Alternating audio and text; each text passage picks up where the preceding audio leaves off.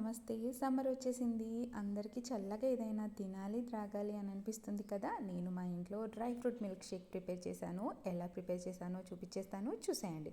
First Musk మిల్లన్ని తీసుకొని దానిపైన ఉన్న తొక్కు తీసేసి లోపల ఉన్న సీడ్స్ తీసి పక్కన పెట్టేసుకోవాలి. ఇప్పుడు మస్క్ మిల్లన్ని చిన్న చిన్న పీసెస్ లాగా కట్ చేసుకోవాలి. ఒక్కసారి మిక్సీలో వేసి ఇలా తిప్పి ఇలా వదిలేయాలి, ఒక 30 సెకండ్స్ అంతే. ఇలా అయిన తర్వాత ఇందులో షుగర్ యాడ్ చేసేసుకోవాలి, మిల్క్ యాడ్ చేసేసుకోవాలి. ఇప్పుడు డ్రై ఫ్రూట్స్ని మనం ముందు రోజు నానబెట్టుకున్నా పర్వాలేదు.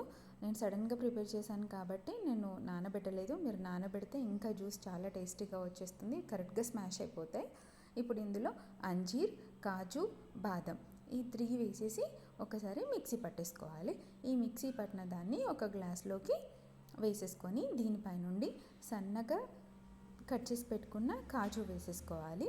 బాదంని పౌడర్ లాగా చేసుకోవాలి, ఫైన్ పౌడర్ లాగా చేసి యాడ్ చేసుకోవాలి. మనం త్రాగుతూ ఉన్నప్పుడు ప్రతి సిప్లో ఈ కాజు, బాదం మనకు ప్రతి బైట్లో వస్తూ ఉంటే ఆ టేస్ట్ చాలా బాగుంటుంది. ఒక్కసారి ట్రై చేయండి dry fruit milk shake. Bye. మా ఛానల్ని విజిట్ చేయండి.